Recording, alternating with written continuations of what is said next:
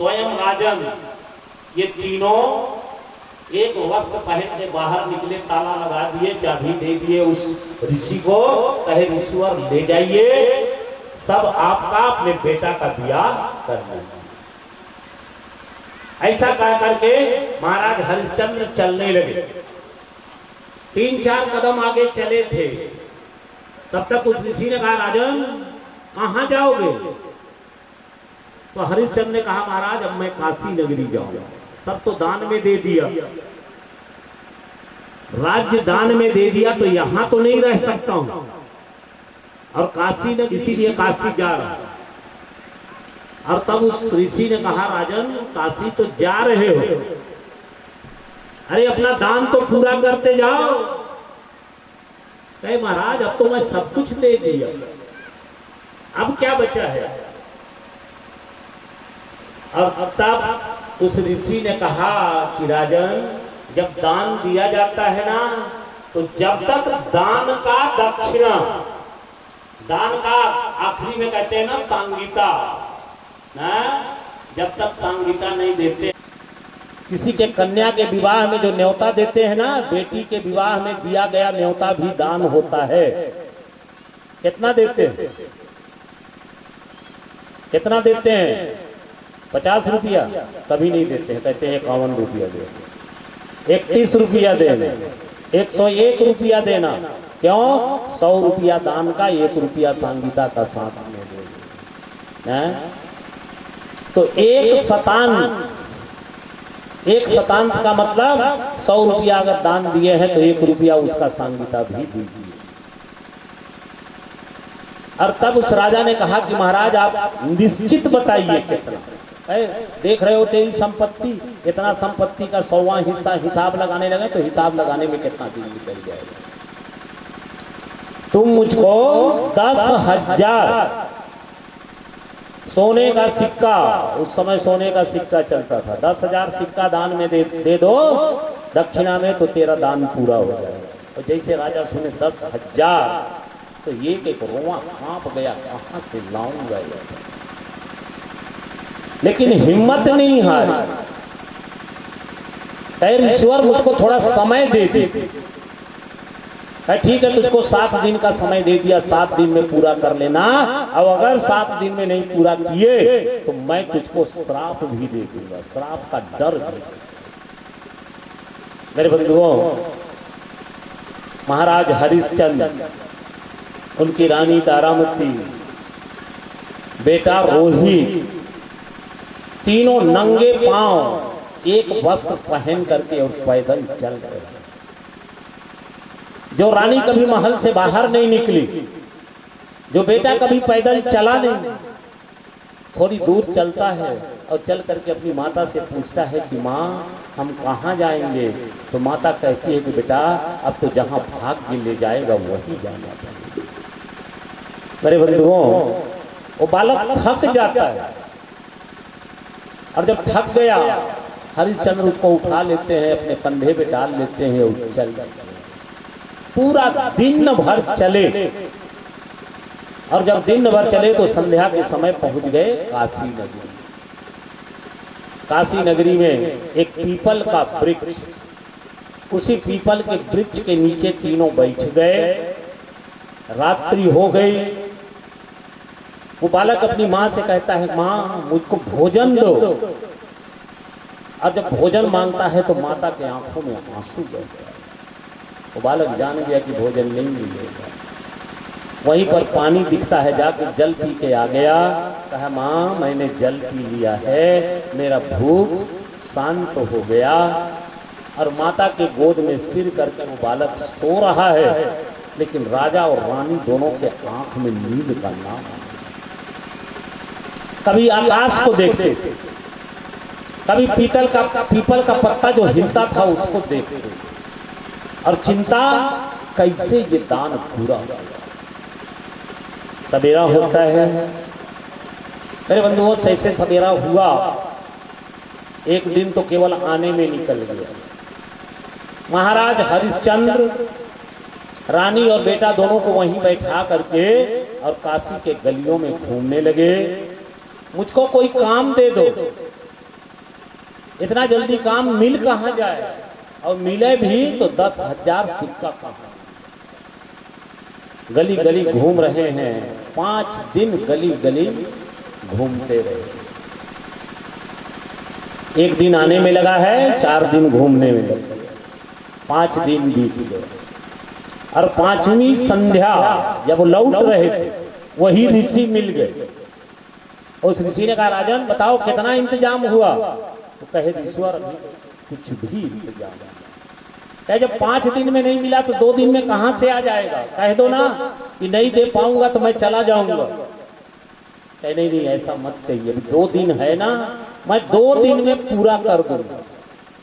ठीक है, कह के ऋषि चले गए। दुख भी मुझे प्यारे हैं, दुख भी मुझे प्यारे हैं, दुख भी मुझे प्यारे हैं। छोड़ूं मैं किसे भगवन, दोनों ही तुम्हारे हैं। छोड़ूं मैं किसे भगवन, दोनों ही तुम्हारे हैं।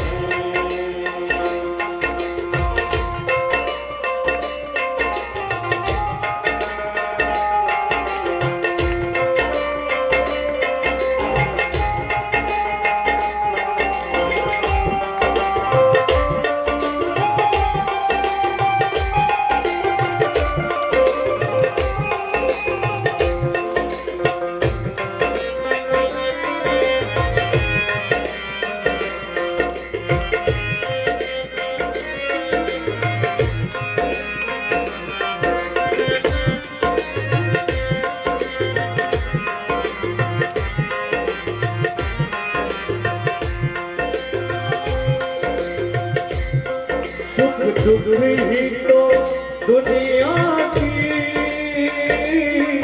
गाड़ी को चलाते हैं।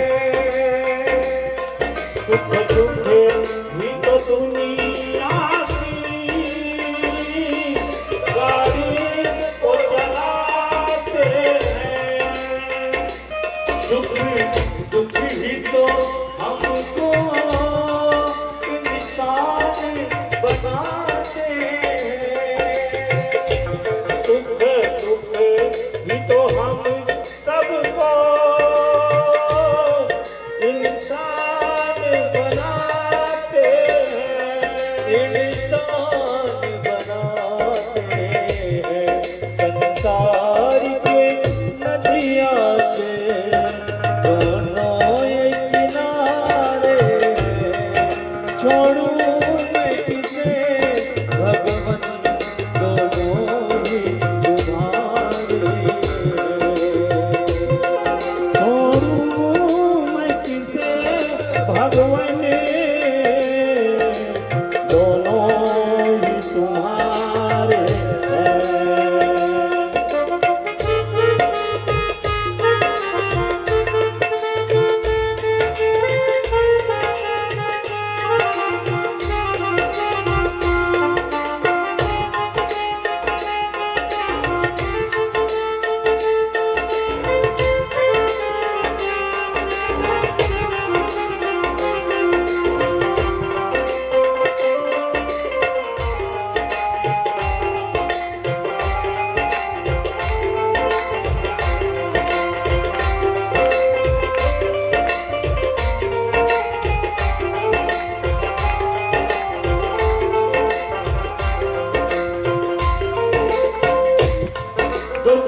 चाहे ना कोई भी, सब सुख को तरसते हैं।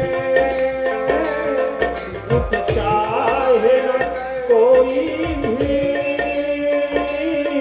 सब सुख को तरसते हैं। दुख में सब रोते हैं, सुख में सब हंसते हैं। दुख में सब रोते हैं, सुख में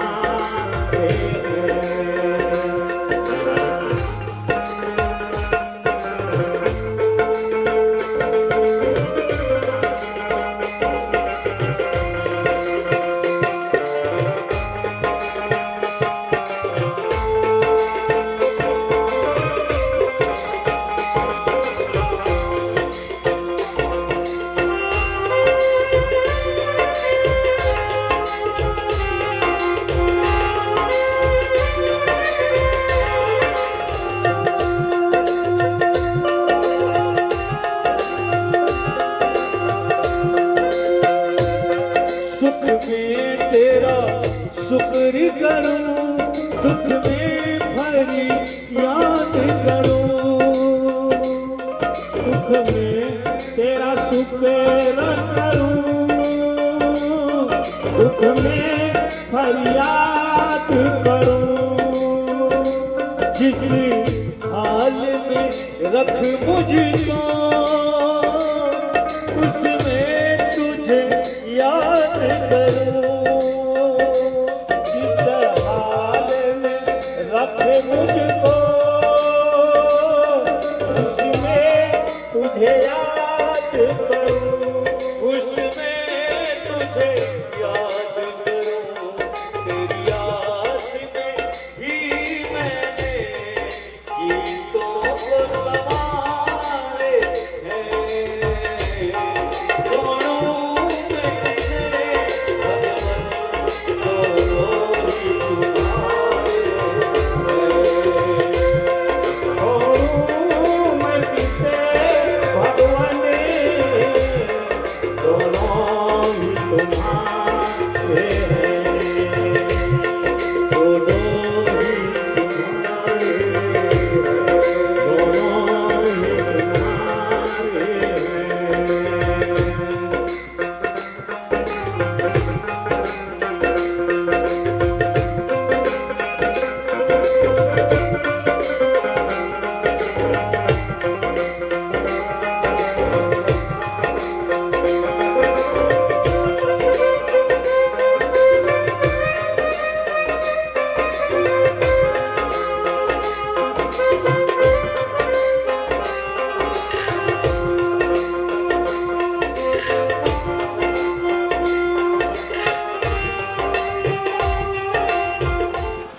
लेकिन उनको खरीदने भी कोई नहीं आता था। जैसे दोपहर होने लगा, एक डोम चलाया और वो कहता है बता तेरा दाम कितना।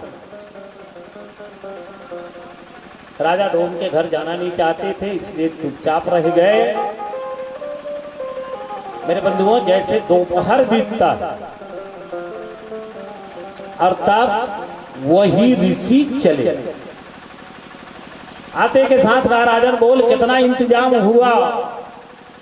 तो कहे महाराज अभी तक तो कुछ भी नहीं इंतजाम, मैं अपने आप को बेच रहा हूं, लेकिन मैं ऐसा अभागा कि मुझको कोई खरीदता तक नहीं।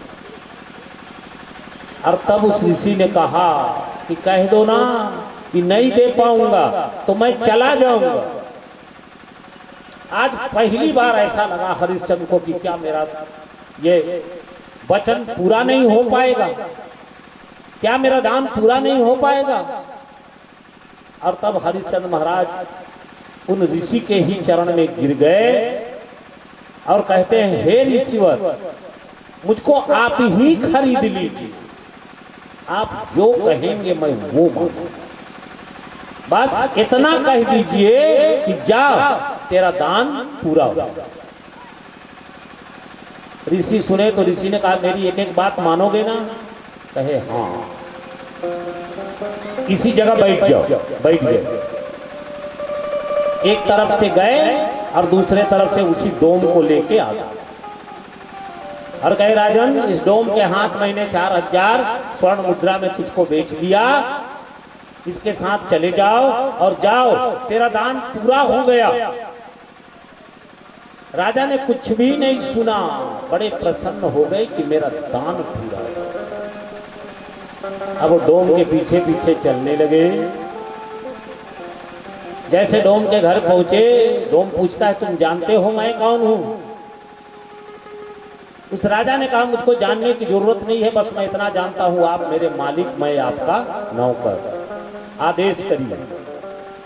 वो बताया कि मैं जात का चांडाल और ये डंडा हाथ में ले लो, चले जाओ शमशान भूमि में, मैं शमशान घाट का ठेका लेता हूं, वहीं चले जाओ पहरा करो। अगर कोई मृत शरीर लेके आए तो उससे कफन का एक टुकड़ा कर के रूप में ले लेना, और अगर कपड़ा ना दे तो उतना धन लेना, और तब जगह पे महाराज हरिश्चंद्र डंडा लेकर के शमशान घाट में पहरा दे।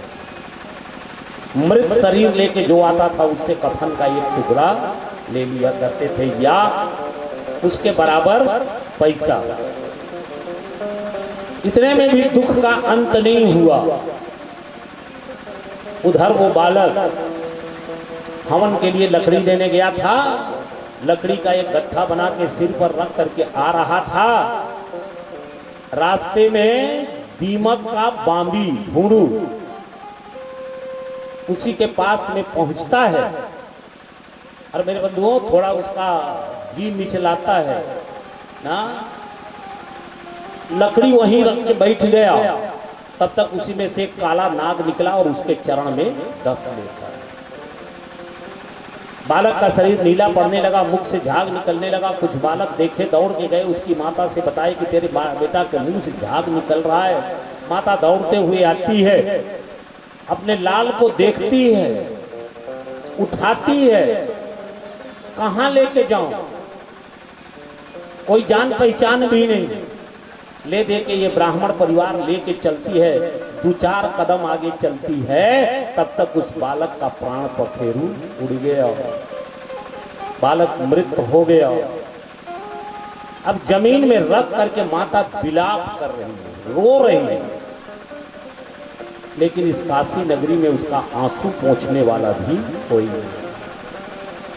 मेरे बंधुओं, अंत में स्वयं अपना आंसू पोंछती है और कहती है ये मेरा बेटा, इसके शरीर में मेरा रक्त चल रहा है, जब तक मैं जिंदा कम से कम इस बालक का अंतिम संस्कार तो हो जाए, अंतिम संस्कार तो करके रहे।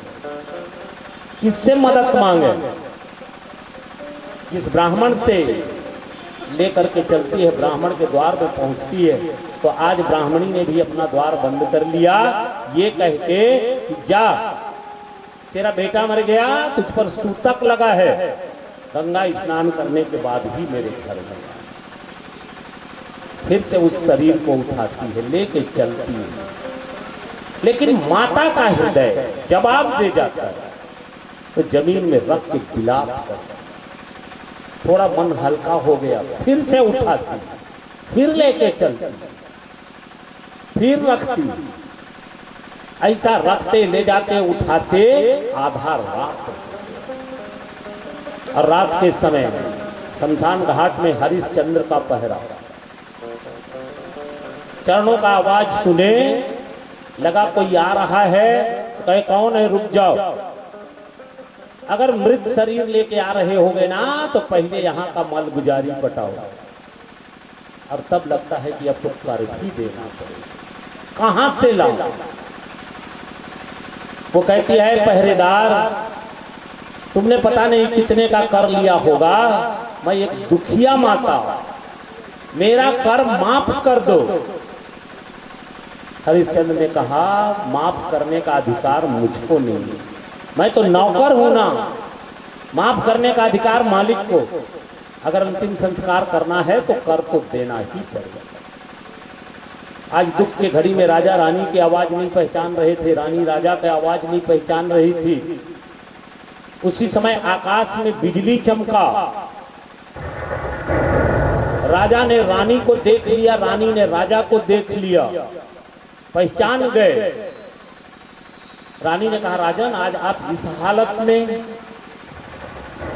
राजन आपका ही बेटा सर्प के डसने से मर गया, मैं मां हूं तो आप बाप हैं, अंतिम संस्कार होने दीजिए या ऐसा ही पड़े रहने दीजिए, मेरे पास कर।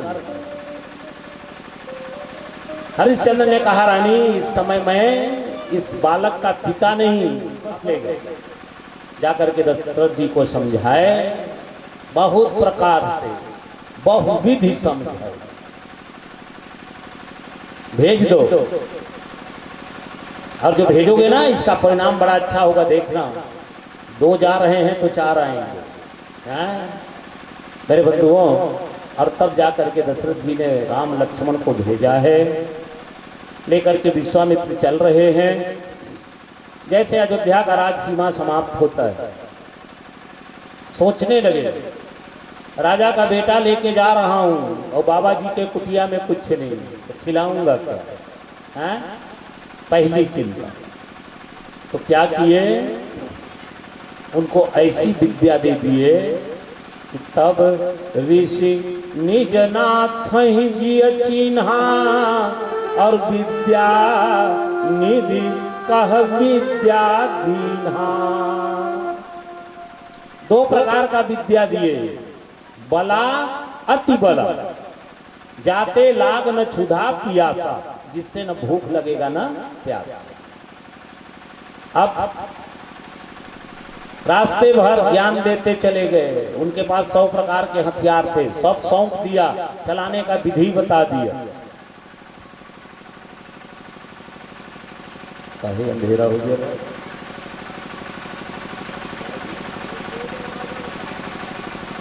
चलाने का विधि बताते चले गए।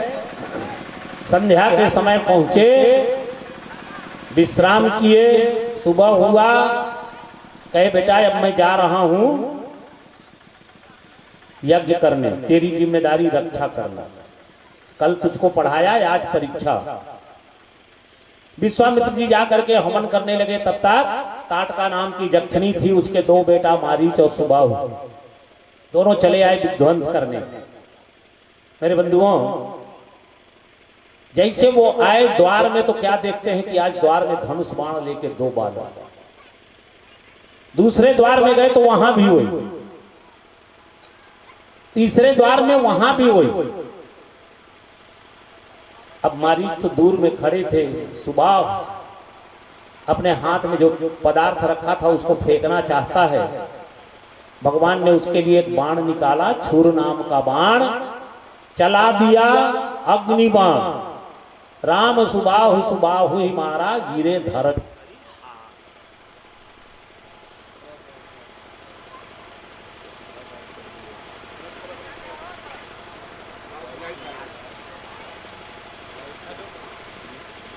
राजा बन के आएगा, इसी रास्ते मुझसे आशीर्वाद लेगा। और उर्मिला बीच बीच में मोतियां लगा रहे। मेरे बंधुओं, लक्ष्मण जी आए बदहवास के जैसा खड़े हो। सुमित्रा ने पूछा, बता मेरा बेटा राम कितने समय राजा बन रहा है? तो बिलख करके लक्ष्मण जी ने कहा कि मां, राम अयोध्या का नहीं, वो वन का राजा बनने के लिए वनवास में जा रहा है। मछली माता ने उनके लिए वनवास मांगा है, और मां मुझको भी विदा करो, मैं भी जाऊंगा उनका सेवा करने। माता सुमित्रा ने जाके हाथ पकड़ लिया और कहा, बेटा तेरी मां मैं नहीं, तेरी मां वो जानती है। जाओ, जाके इतनी सेवा करना, ऐसा सेवा करना, अगर सेवा करने में तेरा प्राण भी चला जाए तो तेरे जैसे पुत्र को जन्म दे के मेरा कोख धन्य। मां से बड़ा जल्दी विदाई मिल गया। अब गए पत्नी के सामने खड़े, और पत्नी कौन है? सती उर्मिला। जैसे पत्नी के सामने गए, पत्नी ने पूछा कौन कौन जा रहा? कहे भैया राम, माता जानकी। तो कहे जब राम के साथ सीता जा सकती है तो क्या लक्ष्मण के साथ उर्मिला नहीं जा सकती?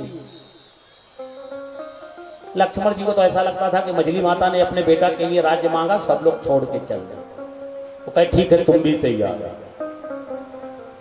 और तब वो पूछती है कि अच्छा ये बताइए, वनवास तो राम को हो तो आप काहे जाए? लक्ष्मण ने कहा मैं अपने भैया का सेवा करने। तो सती उर्मिला ने कहा तब तो मैं आपके साथ नहीं जा सकती ना, इसलिए कि पत्नी जो होती है वो सहज पति की सेविका, और अगर अपनी सेविका लेके जाओगे तो सेवा के धर्म का निर्वाह नहीं कर पाओगे ना। तो अपने धर्म का निर्वाह आप करिए, अपने धर्म का निर्वाह मैं करूंगी। बस थोड़ी देर खड़े रहिए, मैं दीपक लेके आती हूं, आपका आरती उतारूंगी और आप चल देना। मेरे बंधुओं, दीपक लेने चली गई। इधर लक्ष्मण जी सोचने लगे बड़ा तेज नारी, फिर किसी बात में फंसा ना ले, मेरे भैया चल ना दे। तो लक्ष्मण जी चल दिए। दीपक लेके बाहर आती है उर्मिला, देखती लक्ष्मण नहीं है। और तब कहती है अच्छा आपके पास इतना भी समय नहीं है, मैं आरती उतार सकूं तो ठीक है जाइए, लेकिन मैं भी आपकी ही पत्नी हूं, मेरी जो आरती जली है ना तो ये 14 साल जलती रहेगी। जब वापस आओगे इसी से आपकी आरती उतारूंगी, तब मैं जल ग्रहण करूंगी, तब मैं भोजन ग्रहण करूंगी। मेरे बंधुओं, अगर लक्ष्मण ने नींद नारी भोजन का त्याग किया था तो योगिनी बन करके उर्मिला ने भी सब कुछ त्याग किया। भगवान राम को वन जाना ही था। भगवान राम वन चले जाते हैं, लेकिन मेरे बंधुओं ये भगवान राम और भगवान राम का नाम यही इस भवसागर के लिए नाव है। स्वयं भगवान चलाने वाले उनका नाम ही पतवार है। बोलिए राघवेंद्र सरकार की। भवसागर की प्रबल धार है और जाना है उस पार रे।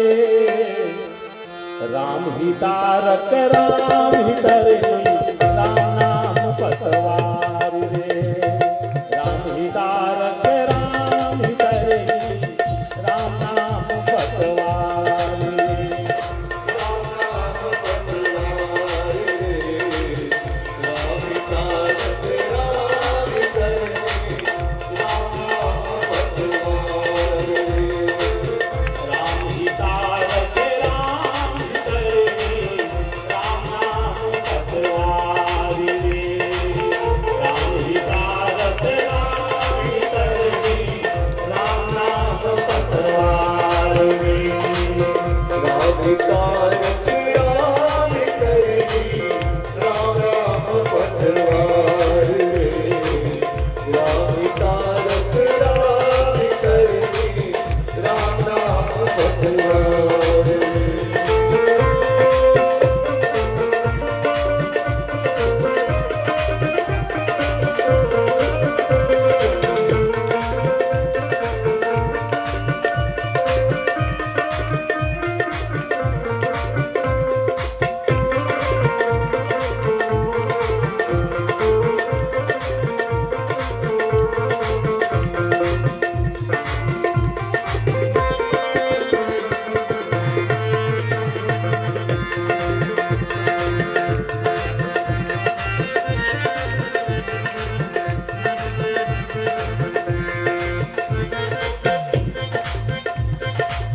हित अनहित पशुपक्षी जाने, मानव फिर क्यों ना जाने।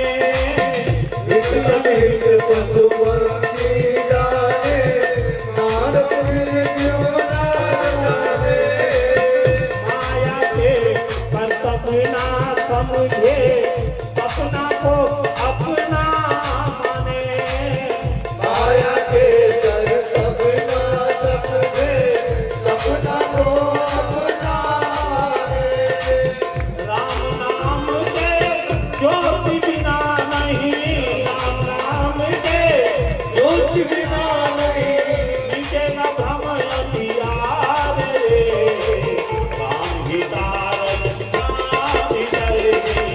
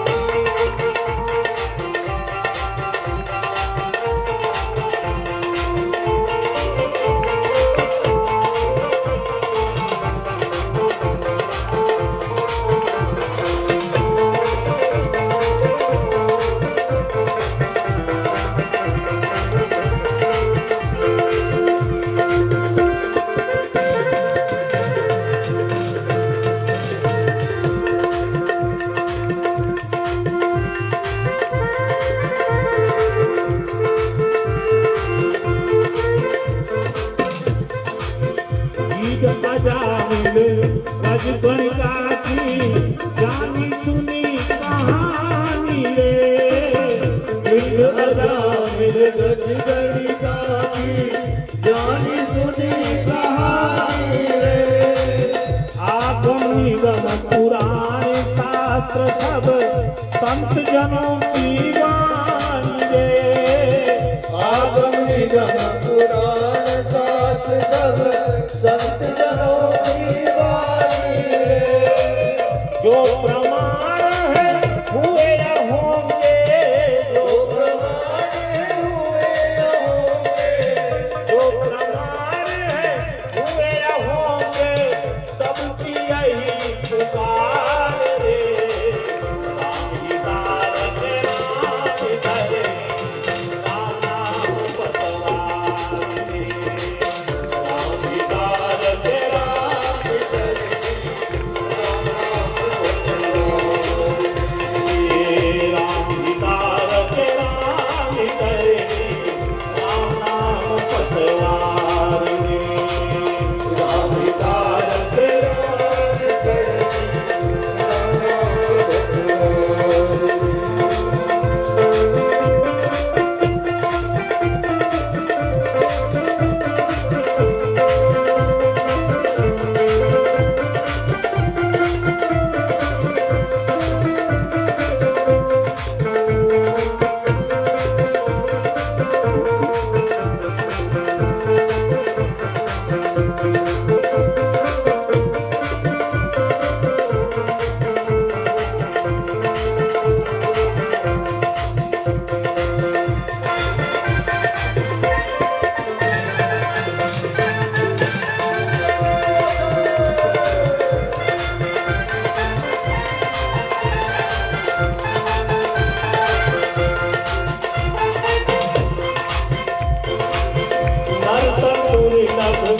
समय है थोड़ा, पीछे पड़े न होना रे।